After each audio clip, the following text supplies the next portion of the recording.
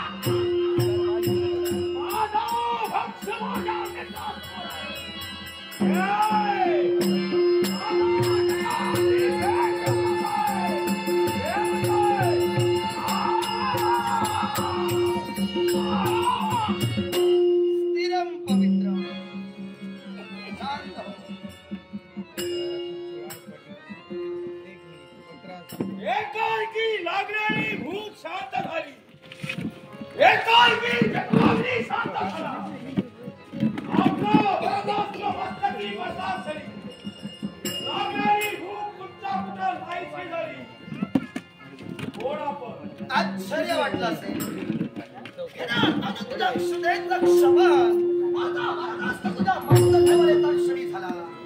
खरं सांगायचं झालं तर हा हातच असा आहे ज्याच्या ज्याच्या मस्तकावर पडला तो शांतच झाला आणि म्हणून वाद ठरला नाहीस. कारण मनाच्या ठिकाणी निर्माण झालेला तुझा प्रश्न कोण मी माझा जन्म कसा आहे दुसरा कोणी नसून तू माझा पुत्र आहेस. तुझा जन्म माझा मुला झालेला आहे. मी तुझा बाप मी तुझी आई. तुम्ही माझे बाबा तुम्ही माझी आई आहात. सांगा या पुत्राला एकाच गोष्टीसाठी दे माझ्या प्रश्नाचं उत्तर. या तुझ्या जन्मदात्या पित्याचा जर अपमान झाला तर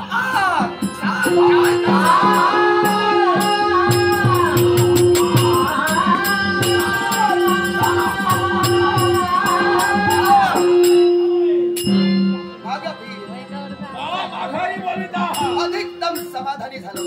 अपमान या शब्दांचा क्षणी काय पायाच्या मस्तकावर घुलू लागली. अपमान माझा कुणी केला तर त्या सिकोट देवताने माझा अपमान केला आणि म्हणूनच या अपमानाच्या सोडाप्रित्यर्थ तुझी मी निर्मिती केली. अर्थात या समस्त सृष्टीचं ज्ञान योग्य वेळ कार्याचं समीकरण जुळून मी तुला देईन. पण त्याबरोबरच हा माझा पट्ट शिक्षा म्हणजे रक्तबीज. खऱ्या अर्थाने याला युद्धात सहकार्य कर. याचा पराक्रमाला तुझ्या पराक्रमाची जोड व्हावी आणि देवतांवर दानवांचं अस्तित्व निर्माण व्हावं म्हणून तुझी निर्मिती. जशी आपली आज्ञा देवतांवर विजय मिळवतोय तो हा तुमचा पुत्र तुम्हाला विजय मिळवतोय. समाधानी झालो. ज्या कार्यासाठी तुझी निर्मिती झाली ते कार्य तू तुझं सिद्धीच दिसतीलच. पण शंका माझ्या मनाचं सैन्य देवतांवर वर्चस्व निर्माण करत असताना जर तुला कुणी प्रश्न केला कोण तू तुझ्या देहाला सौम्य तुझं नामविधान काय सांगशील. बरोबर आहे. जर का कुणी मला विचारलं असेल हा तुमचा पुत्र निरुत्तर आहे सांगा काय माझा नामविधान आहे. सृष्टीतील प्रत्येक घटकाला नामविधान आहे. आजपर्यंत बऱ्याच जणांना नाव या सूत्रानं ठेवली.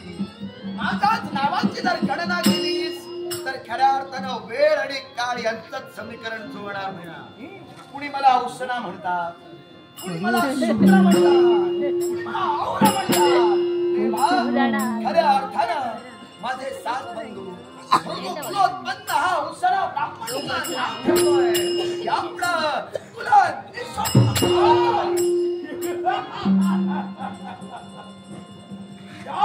शुक्राचा पुत्र निशुंभ समाधान समाधान नामविधान तर ठेवलं गेलं. आता तुझं कर्तव्य परिपूर्ण करण्यासाठी देवतांशी तू लढा देशील, देवतांशी निखळत तू युद्ध करशील. पण युद्ध करत असताना शस्त्रास्त्रांची गरज तुला भासेल. तेव्हा हा तुझा जन्मदाता बाप या तुझ्या शंकेचं निराकरण करण्यासाठी खऱ्या अर्थानं विजयी खड्ग तुझ्या स्वाधीन करतोय. माझं कार्य सिद्धीस गेलं. तरीच निशुंभ या पुढे तुम्ही काय करतात, काय दिव्या लावतात हे मी पाहणार आहे. तेव्हा असं समजू नका. गुरुदेवता जरी नसली आपल्या नेत्रासमोर तरी गुरुदेवतेचा लक्ष तुमच्याकडे आहे. गुरुदेव चला आता विजय ठरेल तो मग देवतांचाच भाग. काय देवतांच्या माती दूर घ्यायचाय, तो दूर घेण्यासाठी हा आपला पुत्र निश्चित जाणार आहे. जोपर्यंत देवतांना विजय मिळत नाहीये तोपर्यंत माझ्या मनाला समाधान नाहीये. तू काय करणार आहे? गुरुदेव हे काही देवतांना शिल्लक ठेवणार नाही. या त्रिखंडात दबदबा थेट तोमा दानवांचा सत्ताया दानवांचा. जय जय चंद्रमौळी. माझे आशीर्वाद सदैव तुमच्या पाठीशी आहेत. बाळांनो असे पुढे चला. उज्ज्वल भवितव्यासाठी